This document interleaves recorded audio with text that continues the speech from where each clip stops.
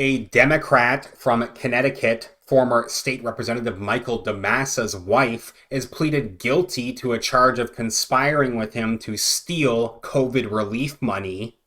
DeMassa's wife admitted in federal court on Tuesday that she conspired with him to steal about $150,000 of the city of West Haven's share of federal COVID relief money by collecting payments for services she never provided to a municipal youth violence prevention program. An article at the New Haven Register with the headline, DeMassa's wife pleads guilty in West Haven pandemic fund scheme. They say the wife of a former state lawmaker accused of having stolen more than $1 million in federal money from the city of West Haven by approving falsified invoices pleaded guilty to her role in the alleged scheme on Tuesday. Lauren DeMassa, who took the name of her husband, former Democrat State Representative Michael DeMassa, after being charged with wire fraud and conspiracy to commit wire fraud in February, pleaded guilty to the lesser charge, conspiracy to commit wire fraud. U.S. Attorney for the District of Connecticut Vanessa Roberts Avery said in a statement, quote, "These invoices listed charges for in-home counseling, cleaning supplies, special needs hourly service, Wi-Fi assistance for low and moderate income families, counseling services, license fees, a fall youth clinic, meals, support group supplies, equipment rental, and youth clinic support group. The payment vouchers requested that checks be made out directly to DeMassa." Another article adds that her lawyer said in court that she handed almost all the money she is accused of collecting in the conspiracy, over $147,000, to her husband, which is the same thing as a third conspirator in the COVID scheme, John Bernardo, claimed when he pleaded guilty a month ago. Quote, "She turned over the vast bulk of the proceeds to her husband for his purposes, which weren't necessarily marital purposes, and I think that is important for the court to know." DeMassa, who also was a municipal employee of West Haven with authority to approve spending, is accused of stealing more than $1 million in money distributed by the federal and state governments to cities and towns to defray unanticipated costs associated with the pandemic.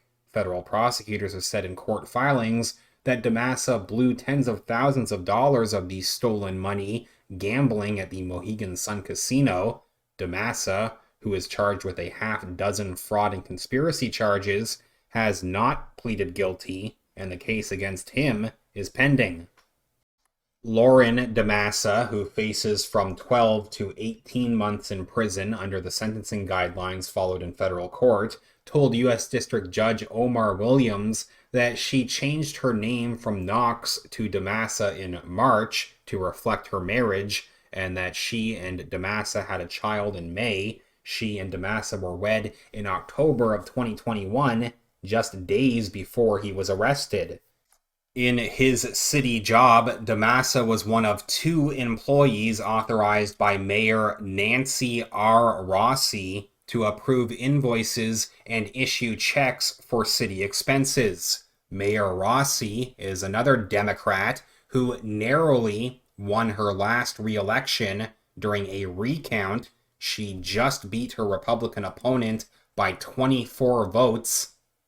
In the indictment against DeMassa, they accuse him of fabricating phony invoices and using them as a pretext to distribute money to his wife, Bernardo, and a fourth conspirator, John Trisacco. Federal prosecutors said the checks were issued to Lauren DeMassa under the heading Youth Violence COVID-Associated Expenses. Lauren DeMassa is accused of cashing 16 checks, keeping a portion of the funds, and depositing the rest in an account she controlled. During the period in which the fraud occurred, July 2020 to October 2021, prosecutors said she did nothing in return for the money. In Bernardo's case, he and DeMassa, both West Haven Democrats and city employees, are accused of creating a consulting company and using it as a means to steal more than $600,000 by billing the city for non-existent pandemic consulting services.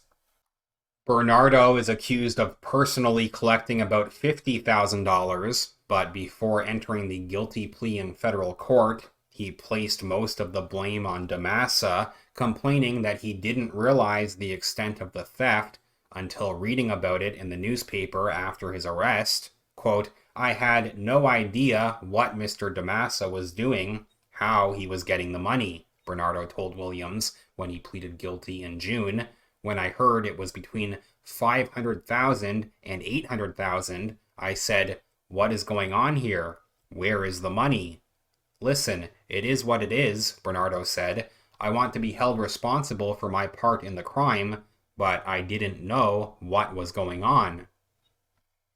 Also charged in the conspiracy indictment is John Tresacco, another DeMassa business associate. Tresacco has not pleaded guilty. Tresacco is accused of creating two dummy corporations, L&H Company and JIL Sanitation Services, that he and DeMassa allegedly used to bill West Haven for still more phony COVID-related supplies and services.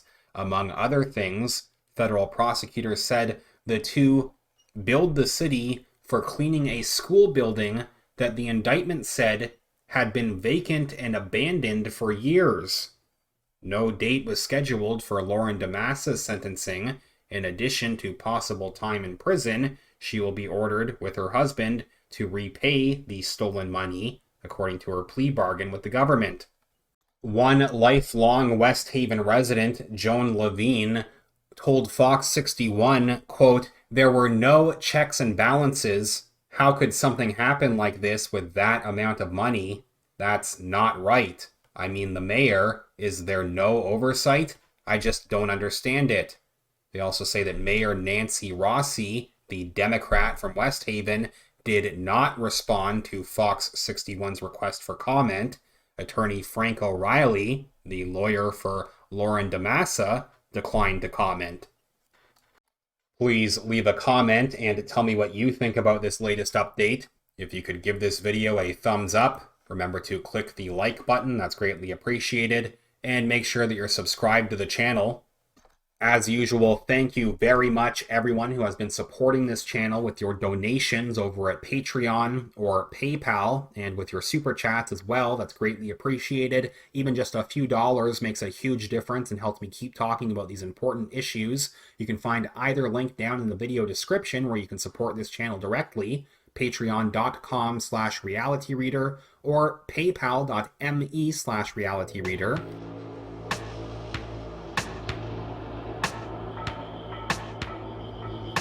I will follow up soon. Thanks again.